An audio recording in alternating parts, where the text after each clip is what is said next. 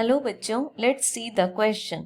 The vector some of a system of non-collinear forces acting on a rigid body is given by non-zero.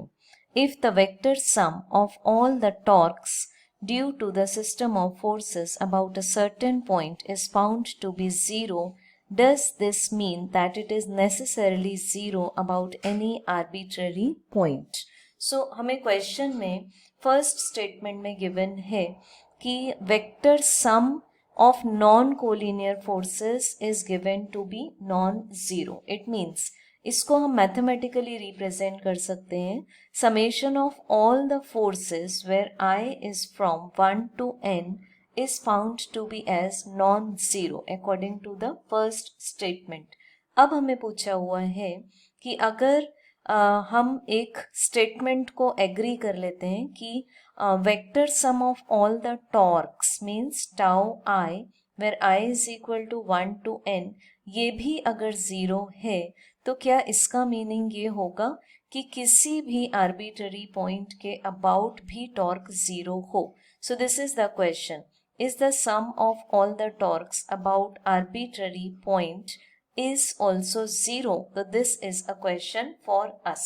तो question का हम की concept लेके चलते हैं. पहले सबसे पहले क्वेश्चन के की कंसेप्ट के अकॉर्डिंग टॉर्क का फॉर्मूला होता है. टॉर्क अगर हम वेक्टर फॉर्म में रिप्रेजेंट करें तो that is equal to the cross product of the perpendicular distance from the line of action of the force. तो एज्यूम कर लेते हैं एक आर्बिट्ररी बॉडी और इसमें हम एज्यूम करते हैं दो points. Suppose first point is O जो हमें गिवन है और सेकेंड पॉइंट एज्यूम करते हैं हम O डैश.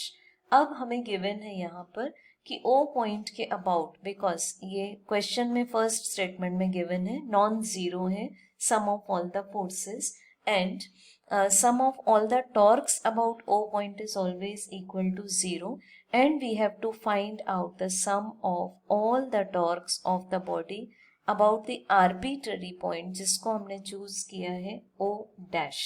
तो अगर हम यहाँ पर टॉर्क का फॉर्मूला अप्लाई करें जिसमें कि हम एज्यूम करेंगे कि r i acts as the position vector, vector form में हम इसको रिप्रेजेंट कर सकते हैं.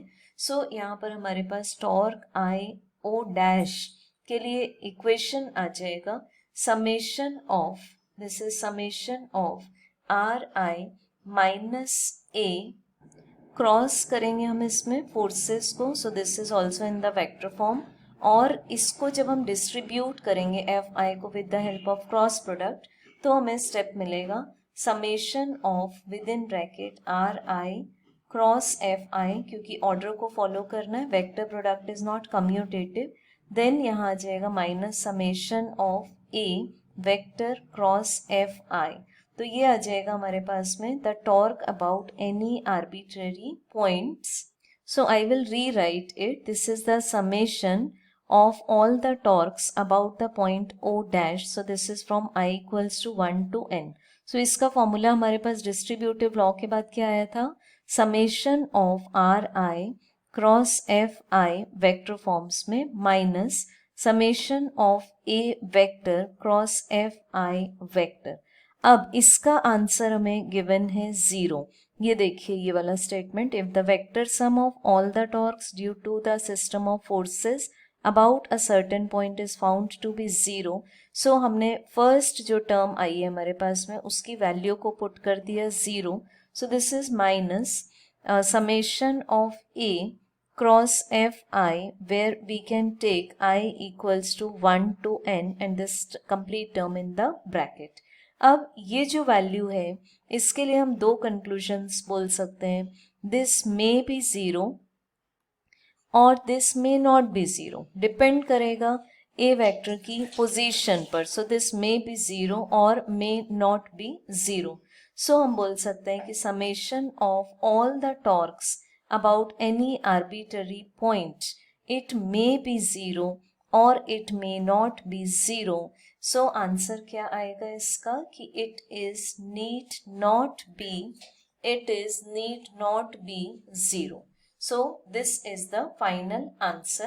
that it is not necessarily as 0. Hope you understood it well. Best of luck.